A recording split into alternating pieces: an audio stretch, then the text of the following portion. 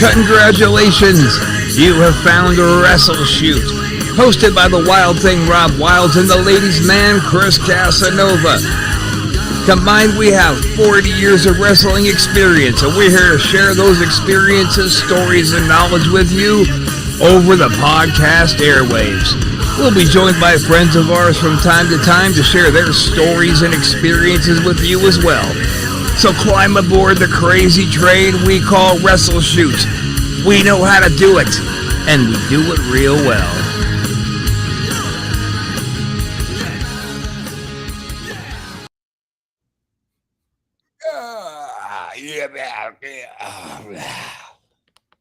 Welcome to another goddamn WrestleShoot. That's right. We're always coming at you with vulgarities because we are very immature individuals. I'm your host, Wild Thing Rob Wilds, joined, of course, as always, or at least most of the time, the lovely and the talented, my hedgerow life mate, Chris Casanova. Most of the time. So, like, percentage-wise, that 90%, like 85? No, you're definitely at a 98. Okay, gotcha. Yeah. So 2%, not okay. So that 2%. 2% means something. Don't pretend like it doesn't, you son of a bitch. Oh, okay. Now, so what we're going to do today is we're just going to bring a bunch of our fucking buddies on, just tell some road stories, bullshit. You know, kind of make general fools of ourselves, because that's what we do.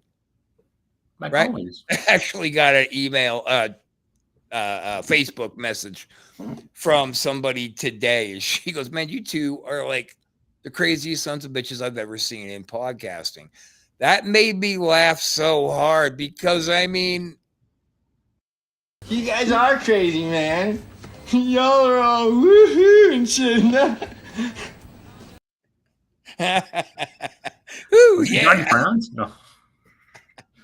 All right, so we got lots of people with us today. Who do you want to bring in first? Yeah, let's go, Doug. Yeah, that's right. The co-host of Ghosted right here on the Antisocial Network. How's it Mr. going? Roxy Red. He tried to kick you out of your seat. Did you see that? He tried to push you down. I know. What the hell's up with that? No, I gotta say, I love that movie, Airheads. I love that movie. I mean, holy shit. You put that, I'm on, oh man. I gotta watch it. So many great actors in that movie. Doug, important question. For WrestleShoot, who would win in a wrestling match between Lemmy and God? Lemmy is God. Very good. Okay, so I'll pick next. Let's go ahead and bring on a guy who's been trying to hang out with us for a couple of weeks. He finally made it. Take your heads out of your hands, Carnage, because you're on the air. Oh, wow. What's going on, buddy? I am? Thank goodness. Yeah. Can you see me and hear me now? Well, we can this time. All right, so let's go ahead next and bring on our favorite guy to have wrestled in Japan, Mr. Sumate. Hey, sweetie. What's going on, guys? You just look so disinterested. Man, I'm tired. Okay, moving I on. just got back from Memphis. And of course, let's not forget the guest of honor, Mr. Beast Baldwin.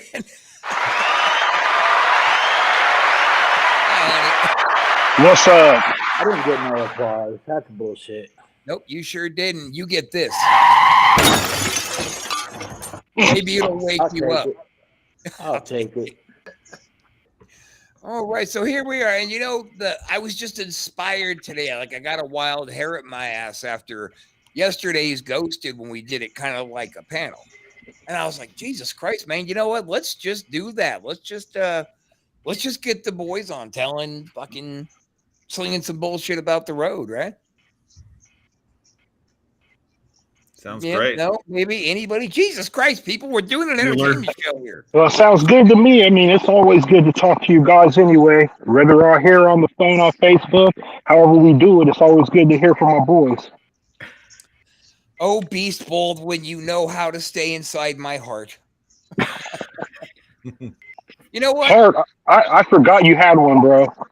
Oh, I don't. Yeah, no. Let's get this thing That's at started 2%. with road stories, Chris, that I'm going to share. I'm going to get us started. And it happened to be a threesome affair. It was dude. me, Chris, That's and my story. Baldwin. Is that your story? Shit. That's okay. You know what? You tell it better, so you go. So we're heading It's a good story. We're heading up to Las Vegas to do some shit. And just this whole thing was a misfire from the beginning, because we're coming from Sacramento. So for some reason, we got in our heads to go hit Reno for some reason. And then we were going to go from Reno to Vegas. It will be quicker than going up through LA. So anyway, Wrong. I'm driving the first leg. Chris, verify this for me. I was a complete moron driving way too fast. And so I was probably keeping it at a steady 120, right? Oh, nice. I thought I was, but that's okay. No, we both did. You were just matching my lead. So now this is the funny part. So we are driving on this desert road, and this road is not ending. There is no city, and we literally were on a 2-hour stretch. And then we saw a sign that says the next rest stop is in 100 miles. We got to find somewhere we got to piss. We got to stop.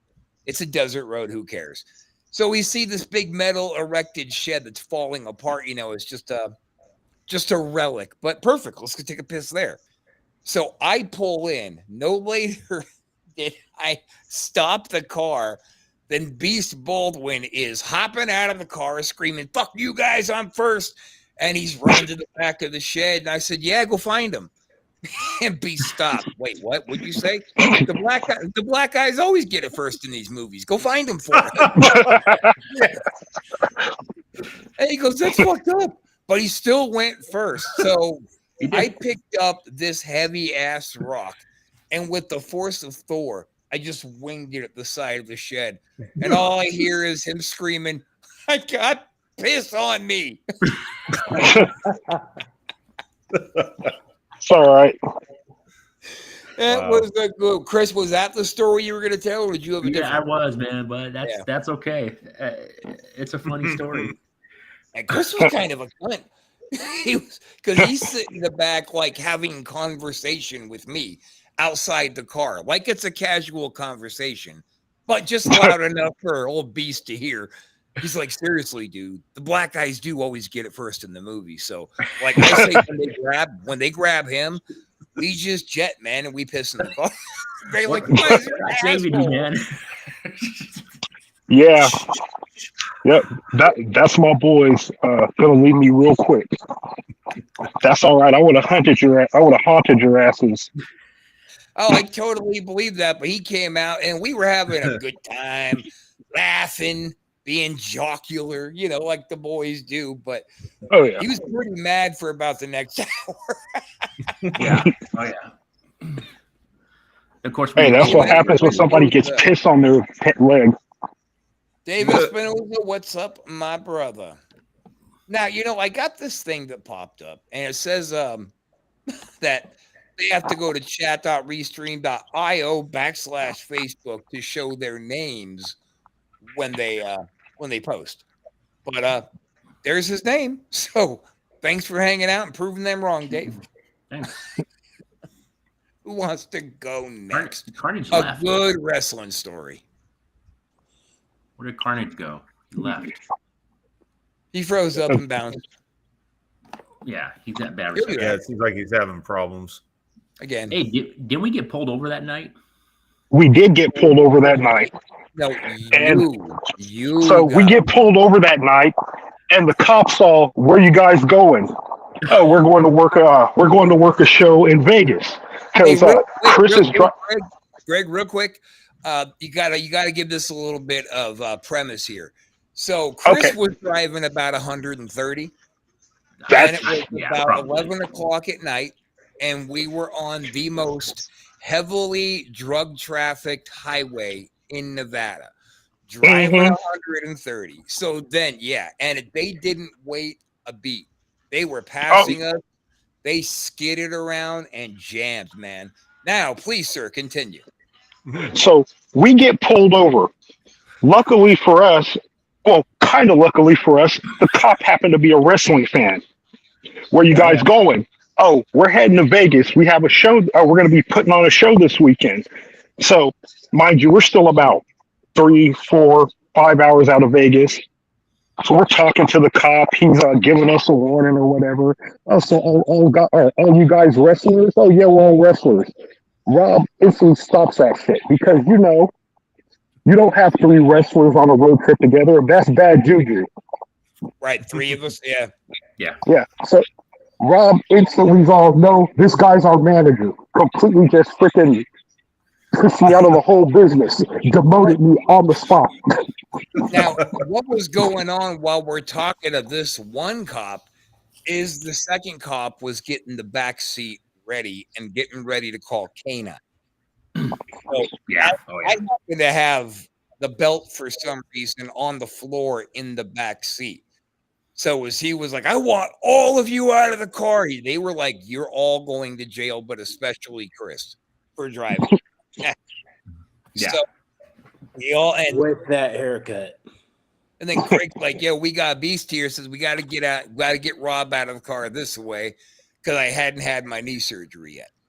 Right. So I get out of the car that way, and the cop is watching real hard. And then the light caught the belt, and he said, what is that?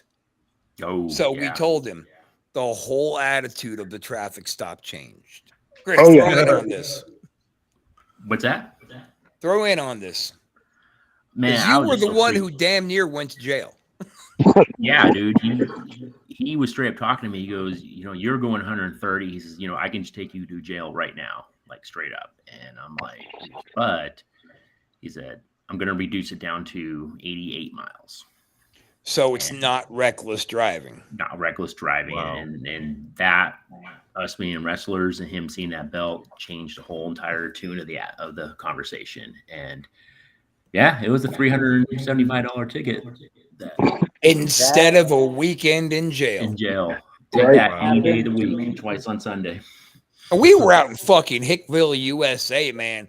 Like the cops were wearing jeans. Oh yeah. Oh, I was going to get beat. There was no doubt about it. They were going to take Chris was going to go to jail. Rob was probably going to go to a hospital because his knees were all fucked up. But I was going to get my ass beat and probably never be seen again.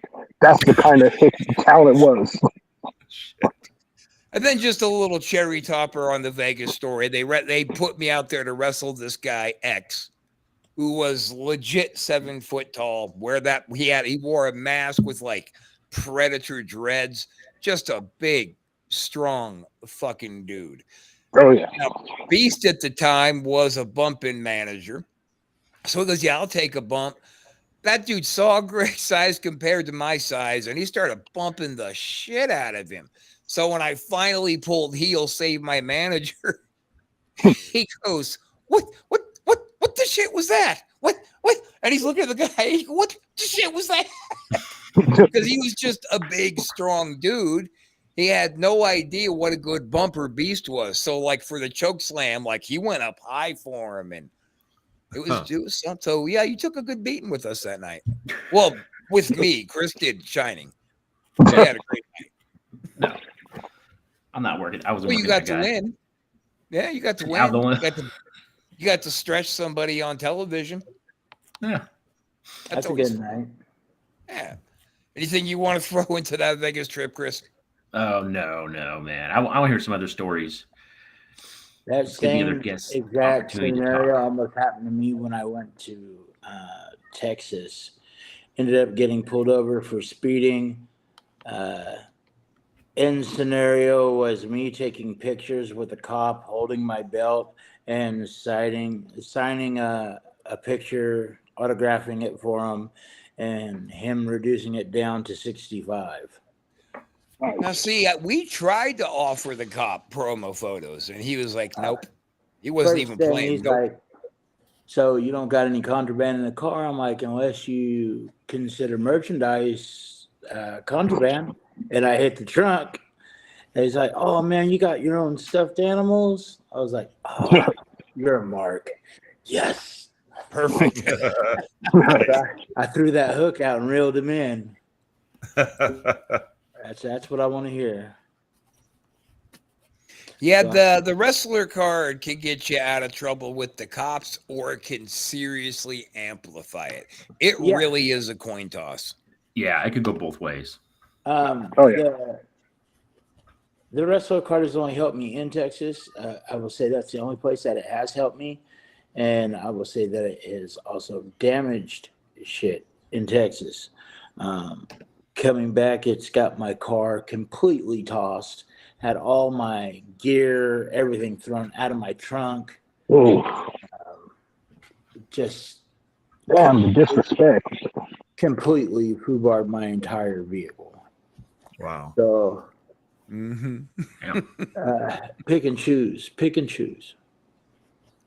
I'm trying to drive down the road like a superstar in a rented convertible Mustang, right? Driving to a city. And I lit up a joint. So I'm smoking this joint. I'm driving to the town. You fucked up thinking you're cool.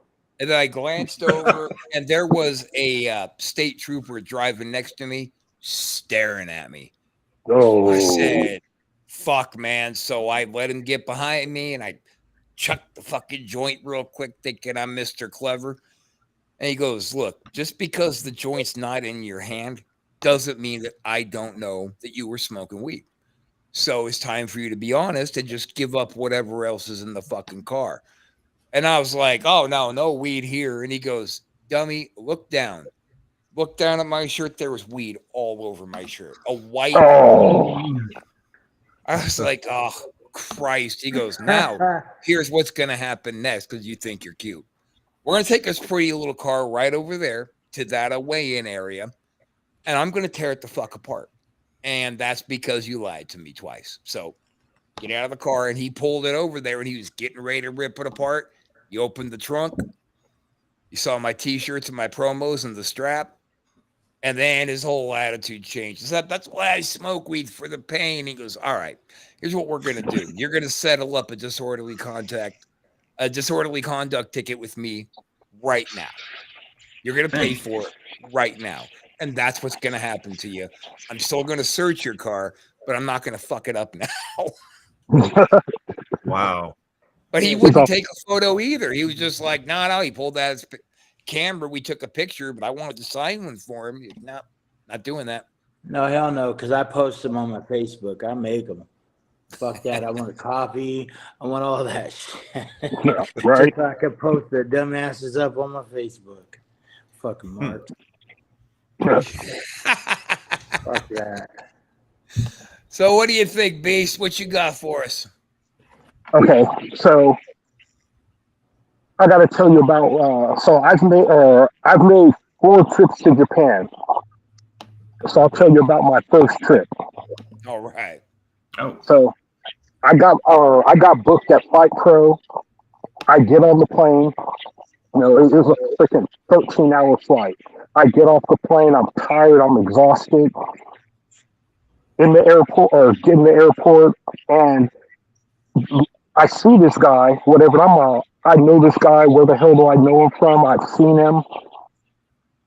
Turns out I was on a flight. I was on a flight with the Great Muta. Didn't realize it. Oh. So I ended up turning to a freaking mark because Great Muta, he's one of the greatest of all time, one of my personal favorites. So I ended up marking out for him or whatever. Didn't realize that he was going to be working the same show that night or that weekend, and ended up going in right before him. And my match ended with him hitting me with the Tiger Bomb. That's right. So, take it like a man. Yeah. That's it. Oh, you know me. I'll take any bump you want to throw at me. Chris and those damn Japanese suplexes. Yeah, you ain't kidding. He tries to make like those Japs feel, oh, they're fine. They're a soft bump. No, dude, they could be a soft bump if you didn't throw it in so hard, Yeah, Chris. if he wasn't trying to murder you. Yeah. You're going to have a headache for 2 days after a match with Chris. You can't help it. Carnage, right. man, welcome back. Oh, shit, is he frozen again? He's having real tech issues. I still love him. I still loves him. Chris. I'll be frozen too. Yeah, when he comes back, that's what we should do. Just all be like, all right, so that's the plan. So when he comes back, I'm going to say, oh, Carnage is back. I'll bring him on, and we'll be all like, Freeze frame. freeze frame. So, Chris, Caris, the story I would like you to tell, to regale us with, is the tale of the Hardcore Championship match with the Wild Thing versus Chris Casanova versus Cotton Eye Joe Pilati. Oh my God, that one. Oof. My introduction to hardcore. And it was with me. So you were already convinced from the rumor and conjecture that I was going to go out there and fuck you up. Well, it was, I guess the rumor of untrained backyarder was surfacing around. Didn't know what he was doing. And this guy's going to be swinging a chair and probably hurt me, mess me up. Should have. So a little concerned. So I'm sitting there and you come up and you're like, dude, it's going to be all right, man. Let's go push around the ring for a bit. And so we go ahead and you can jump in any time on this. So we push around the ring a little bit and I'm starting to get comfortable. And Cooley from a distance. Well, actually, before we get to that, there was actual money spent on this match in promotions. Like this was being billed as like a semi-main event match, right? We were getting ready to watch Wilds and Casanova hit heads and completely explode. Yeah. There. Back to Continue. it, Chris. So Cooley's watching this, and of course, him back in the day is like, oh, these guys are scooping our heat up. I gotta fuck this matchup somehow. So that's kind of what we believe. That's conjecture that he saw us pushing it around and felt like maybe we were going to overshadow him. Yeah. So we get to the so back. So we got moved now to the curtain match instead of the semi-main. No, it wasn't curtain. Oh, it wasn't? No, I think it was like right before intermission. Oh, okay. I think it was. I don't know. But we get in the back. It was. I remember that. I know which match you're talking about. Yeah, right before intermission. Right. It was? Yeah. Okay. Gotcha. So we get in the back, and he brings over Cotton Eye Joe. He goes, I'm going to throw him in the mix. And I don't remember his reason why. Do you remember what he said on that? Like, what was his justification on that? His justification was, Rob, you gave him a great match just 2 weeks ago over at the 7440 Club, and I would like to see if he's going to work out tonight. I know you guys could carry him, so I'm going to put him in. Now suddenly this hardcore championship death match, this vicious explosion we were going to have is now fucked. Yep. Yeah. Didn't he blow the first spot and when we started? Right off the bat, because I knew the Pilati was not trained. I also know. Huh? Was this the one where he hit you with or where he nailed you with that chair shot? Yeah. So, sorry. But I told Pilati 2 weeks prior, if you just listen and just do what I say, you're going to have a good match tonight. If you go into business for yourself and you try to hurt me, you're going to have a really bad fucking month. And he's like, okay. So he did. He went out there. He didn't try any offense unless I told him to. He did great. We took it out into the crowd. We surfed it, took it back into the ring. We did a little fire spot. Everything went really well. So I had some confidence that the two of us could carry him. So what I said is, Joe, you're trying to get Cooley wants you to get the babyface heat, right? So you're going to let us go out there. You're going to let us warm it up. Let us start the talking. And then this Pope guy is going to come out there and throw you into the match. Now, when you get in the ring, you and me, because we just had a match, are just going to lock eyes and get nose to nose. In the meantime, Chris is just going to slide back to the rope, put his arms over it, and wait, because everybody thinks we're going to fight, and we're going to double clothesline him out, and then just listen. Okay? Right? Simple spot. Any newbie can do, right? No, wrong. As soon as we get in the ring and we lock up, he starts trying to throw his fucking heat in. And fucking Chris is standing there still holding the ropes like, what are you doing, dude? So I got hot. I grabbed him by the back of his fucking neck and drug him right into it. Boom! Laid him out. Then I ran over and clotheslined Chris over the top. So this is how the abortion began. Yeah, it just was not from beginning to end. It was terrible. Always great to hear that at the beginning of a story. And this is how the abortion began. Chris, continue. Yeah. So we're in 10 minutes into it, and it's going pretty. I guess it's going pretty decent. It got a little bit better, and then there was a point where we all were out of the ring, and my focus was on you, right? And yeah, and I'm working, and Palani comes out of nowhere, man. Comes with his chair, man, and just waffled me like right in the back of the head, splits my head open. I didn't even know by at the time, but because he hit you how? What's that? He hit you how? With the wrong side of the chair. Side of the chair. Yep. Ripped the back of his head open. So Chris gives me a nice snug clothesline because he was going to give me a clothesline, put me in a figure four. As he's getting ready to throw it, Palani hits him in the chair and he fucking falls into me and just blasted me off my feet onto that hardwood. And he grabs the figure four. So we're working on that. And he's like trying to sit up to do the I'm going to punch you thing and keeps kind of sliding backwards. And I glance over. It's a giant pool of blood on the floor. Fuck. I didn't even notice it. I said, oh my God, Chris, you were bleeding really fucking bad. And now he's not barely speaking. He's just kind of making noises as he's trying to say something. The only word he said was, that motherfucker. And he let go of me. And he picked up that chair and beat 12 shades of shit out of Cotton Eye Joe. So viciously. I gotta add something. Viciously beaten. I gotta add something to this, okay? So yeah. Rick Michaels and I are in the back watching this thing, right? We're standing in gorilla watching this thing go down. Michael sees this chair shot. And he sees the blood and he's all, Palani's fucking dead. He's all, yeah, Chris is gonna kill him. Palani's dead. And he's all, go out there and save him. I'm not doing shit. I want nothing to do with this. That dude, he fucked up. Fuck that. I screamed and both of you came.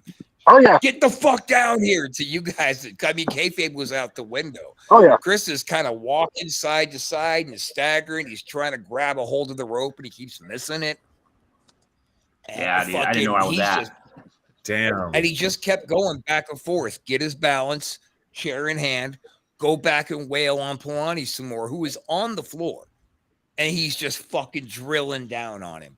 So I go and grab Chris and just give him a little real soft pop, physically spin him around and grabbed him and told Beast and Michaels, get him into the ring. We're taking it home right now. And I pushed him. And I looked down at Palani and he's crying, please, Rob, I can't do this anymore. And I went, you fucking clown. And I kicked him in the ribs and the head like 3 times before I jump into the ring and grab a garbage can and lay it down. The finisher was Palani takes a wild driver through a garbage can. It's over. The only mode his brain is firing in is work mode. When I grabbed him and said, we're going home, he goes, no, Palani's getting pinned. I said, no, we're going home. And that was shitty on my part, the way I did this bump, because I was very concerned. So I almost sat on the garbage can and leaned back on it. Like he didn't even touch the kid. Well, you're protecting your guy, dude. There's nothing shitty about that. And then I look over at the fucking ref and I said, call for help. And he goes, what do you want me to do? Run back there? I said, give the sign for medics. What does that mean? Motherfucker. Yeah, so I had to stand there in the ring going, hey, hey. Yeah. Finally, a bunch of people came out and got him to the back. So sick of motherfucking referees not knowing. Damn. Oh, no, because this was some dude that they just, like, threw, who wanted to be a wrestler, just threw him in a ref shirt and freaking told him stay out of the way and count to 3. That was what it was. Give a fuck. 2 things you should know is, hey, look, count to 3 and know when to throw that X. Right. Right. You ain't got. And then go get the car ready, bitch, because you're the ref and you're Pretty driving much. to the next city. Pretty much. And find us something to eat afterwards. Yeah. I Chop. need something that's Chris. open. The hell's going on, Chris? Can't hear you. Your audio's off. All right, moving on. Who's got something wrestling oriented they want to get? Doug. Yeah. Tell your story about Rude Boy and Hawk. Oh, well, yeah, so I showed up. We had this show. I wasn't even supposed to wrestle that night. And but I was asked to show up at this the show at the, what was it, Roller King, the roller skate rink, or yeah. Yeah.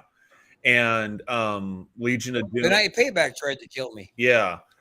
I remember that.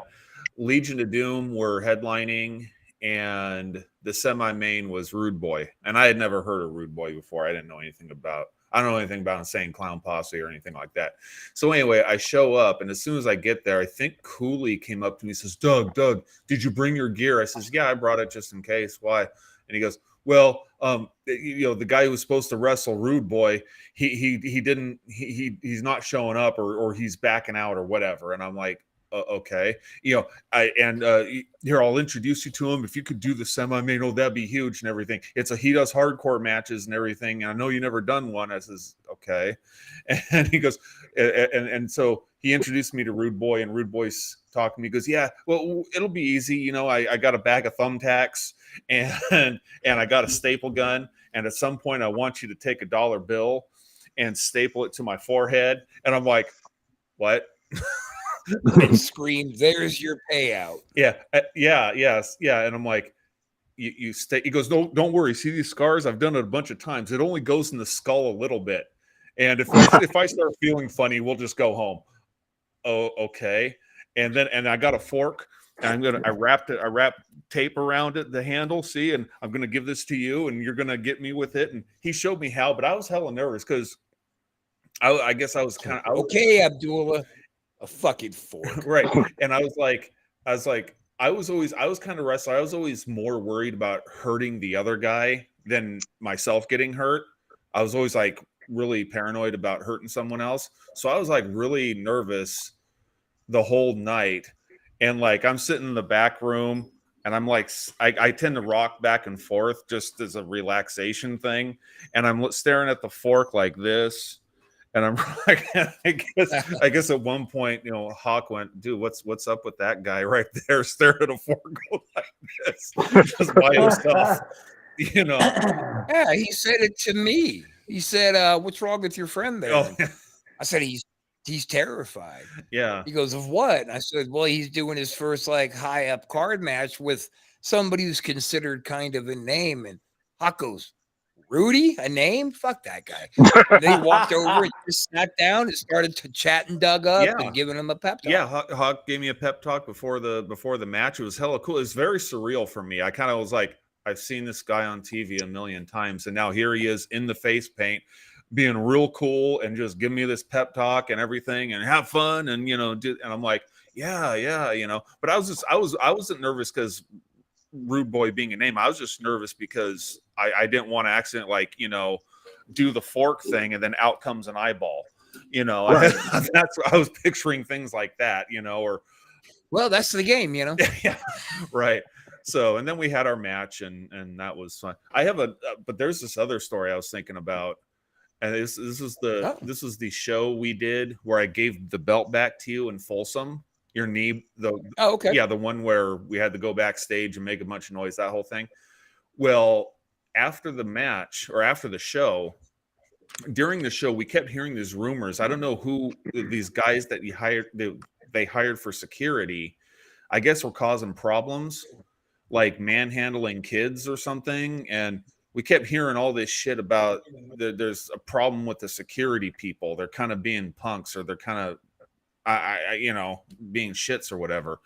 And then I heard that then at one point, my ex-wife, we were married, and she was like just barely into the pregnancy with my daughter. She was so early, we didn't even know if the baby was going to be a boy or a girl. And my stepsons, who were teenagers at the time, were at the show, and she was doing something, helping seat people. She was walking around doing whatever. And I'm backstage the whole time. I'm hearing these rumors. And one time she came up to me and says, yeah, these security people are doing this stuff and, grabbing kids or whatever. I'm like, what? Okay. Anyway, but I'm trying to concentrate on the show and everything. So after the show, I'm back behind the building talking to someone, and Connie comes up to me and says, hey, Doug, your wife is in the front parking lot, screaming at the security people. And I went, what? I went, ah, shit. So I go around the building and I go through and there she is. All the security guys, I don't know if they're like a biker gang or what the hell they were, but they're all like in front of her, and she's just mouthing off like she can do, and mouthing off and screaming and screaming and screaming and screaming. And Corey and Chris, again, they're teenagers. They're right there with her, just kind of like standing there. And I'm like, what the fuck? I mean, hello. So I go up there and I got in between them. So I'm now facing all these guys. And I'm like, and I'm getting real nervous because like I just lost my dad a month ago, and my wife is pregnant, and these guys seem like thugs, and they're kind of converging on me now. I was just, look, I'm trying to diffuse the situation. I'm just trying to diffuse. I was just, look, let's just drop this. And I can't remember everything I said, but at one point, because they're mouthing off to me, I says, look, she's my wife and she's pregnant. Please.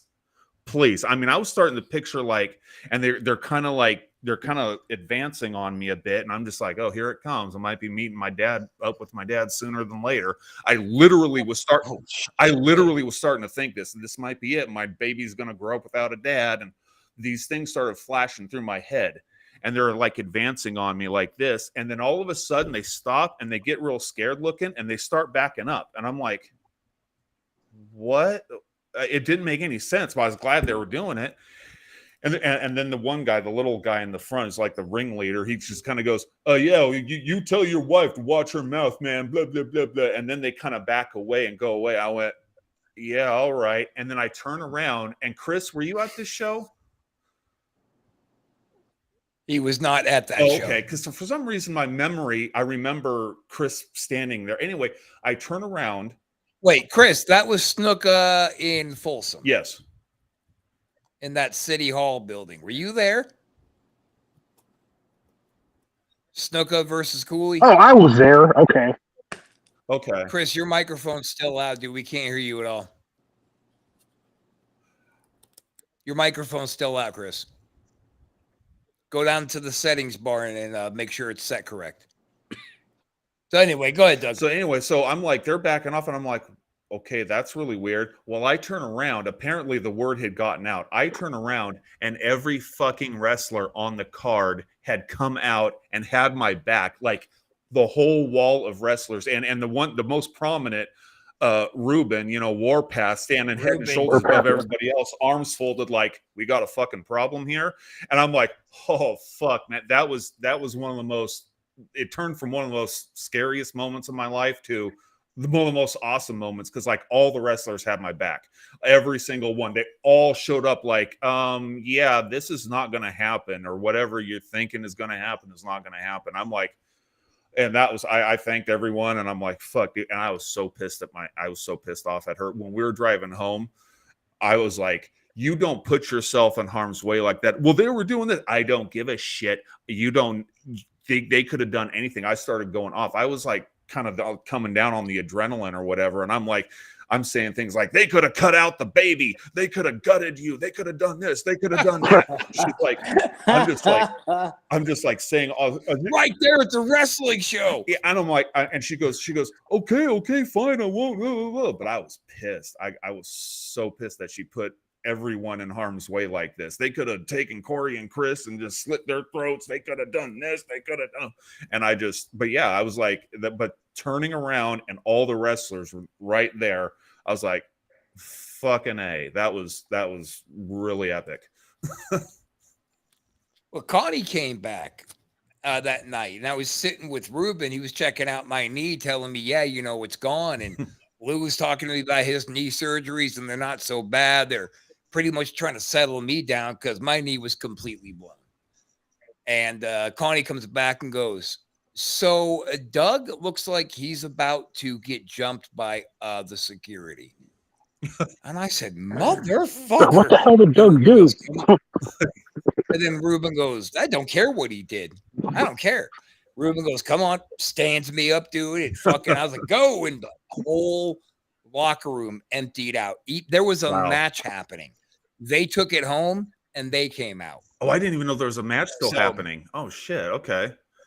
So, like, a cardinal rule of thumb that people should know is we're working a gimmick that we hate each other. Even if we actually do hate each other. Doesn't matter. We're not on your side. Yeah. Don't fucking get it confused. We will fuck you That's up it. epically. We will make an example out of you.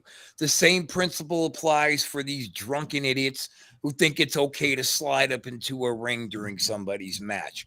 When that happens, everybody in that ring beats the shit out of you and you act surprised. Learn your etiquette, people. This is what we do, right? We're out here performing for you.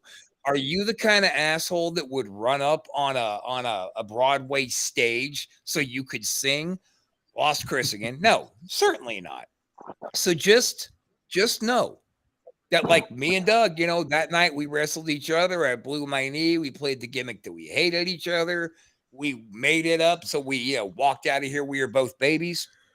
And not too much longer later, we're out there ready to fucking fight these security faggots. And some fans came out too, Doug. Oh, okay. I just remember all the wrestlers, and I mean, it was like a huge crowd that were just like, yeah, this isn't happening. It's like, but I don't even know where those guys came walking up, and I'm gimping along, holding on to Ruben. I'm pointing at those motherfuckers, talking shit as we're walking up on them, and they were like, "Oh, who the fuck is this guy? Oh shit, who are all these guys?" Yeah. Who's this guy? Oh no, guys. Yeah. Wall O wrestlers. That's what I call it. It was just like, holy shit.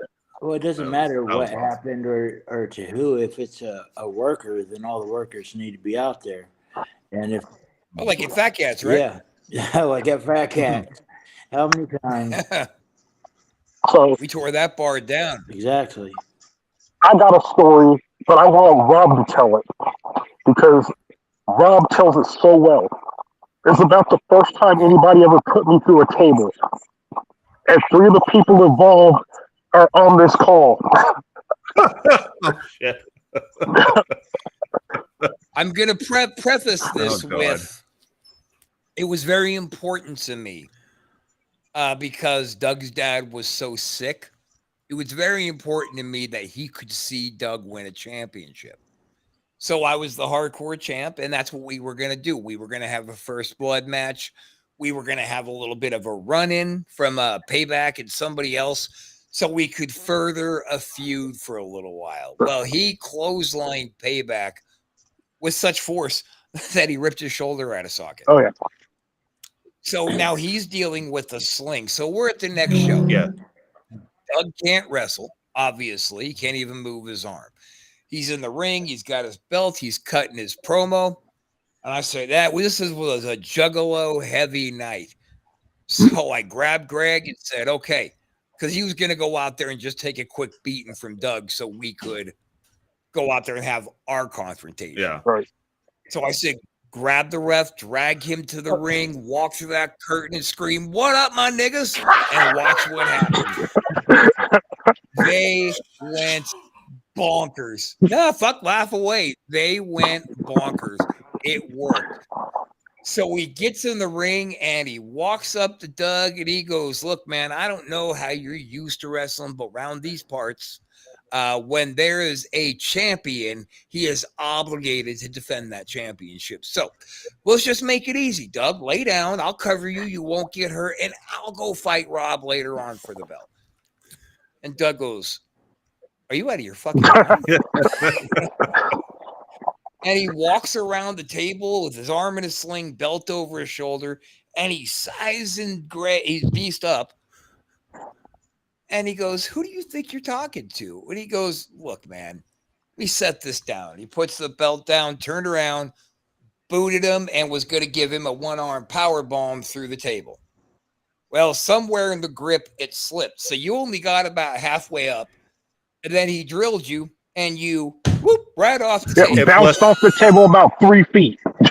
And also keep in mind, I've never ref- done a power bomb before, and so I'm trying to do it with messed up arm and this and that. And the ref immediately turned around and went. I was like, "What the fuck? Hit the music." And I come out and I look down at Craig while the music's still playing. Said, "Working?" He said, "Yeah." All right. So I put both legs over him and stood over him. And I said, "Look at you, tough guy. You really made short work of this little nobody with one arm. Good on you. You know, I'm not going to attack you right now. I'm not going to take that belt from you right now. I'm going to take that belt from you next month in Folsom. But let me help this kid up. Let me get him out of here." And I get him up. It's like, "Beast, you okay, man? How many fingers am I holding up?" He's like, no, I'm good. I'm going to get out of here." And I snatched Beast up, lifted him up, and I drilled him through that fucking table. And I said, "That's how you put a nobody through a table." Yes. Man. And the whole time, and we worked it out so well because his reaction was genuine. He started laughing.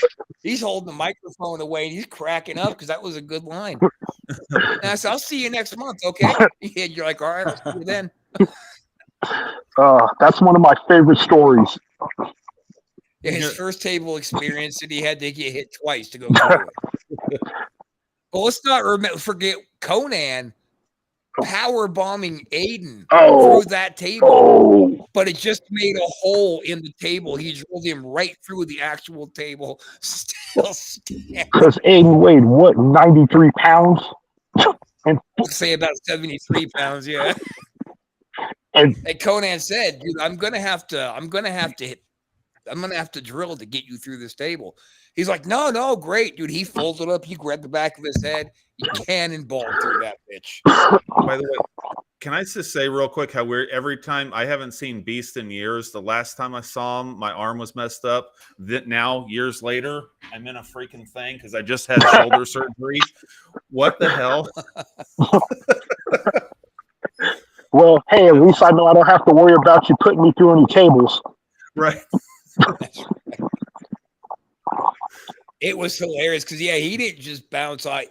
He's not lying. He didn't just bounce off the table.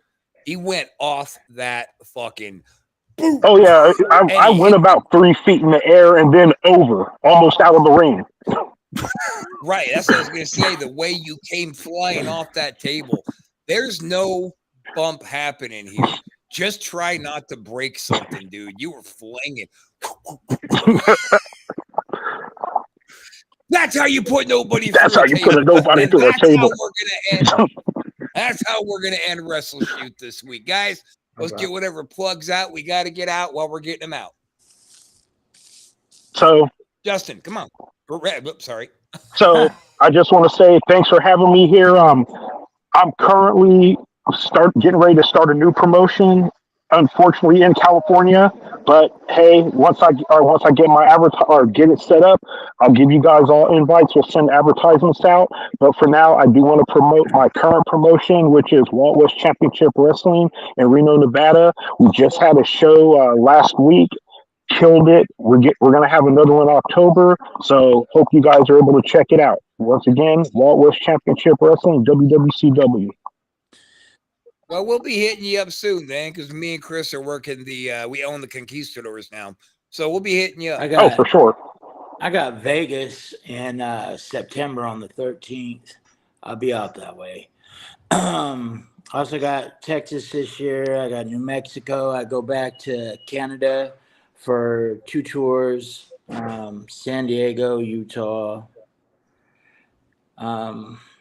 Thrash Wrestling, DW, and World Underground Wrestling.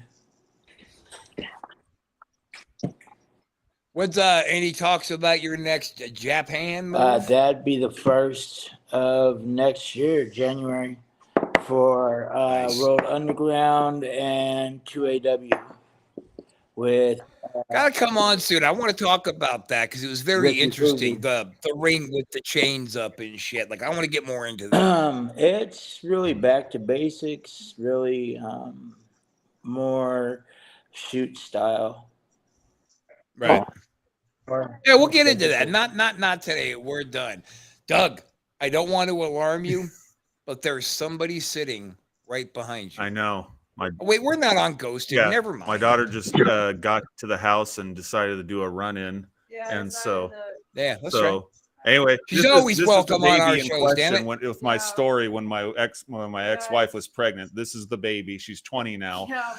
Wow. Yeah. Wow. I know, right? Yeah. Fucks you up, doesn't it? Wow. So yeah, this is what I was getting in between everything for right here. The whole thing. And she also plays the Ghoul Girl in my little productions. Ghoul Girl is a fan of the Antisocial Network. Just putting it out there for any ghost lovers. Yeah. So okay, well look, let's go ahead and take it home. It looks like Chris was having his own problems as well. Right. So thanks for hanging out, guys, and we'll see you next fucking time. Absolutely. Yeah.